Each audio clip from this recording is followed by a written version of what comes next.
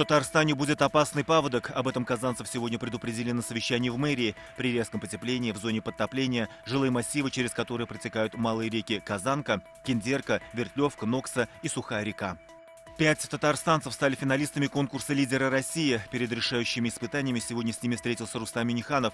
Из сотен тысяч участников в финал попали только 300 человек. За победу они будут бороться в Сочи 13 марта. Глобальные изменения происходят, и с этим что-то нужно делать. В Казани всю эту неделю будут обсуждать будущее климата на планете. Более сотни ученых из разных стран собрались в КФУ, чтобы поработать над докладом об океане и криосфере.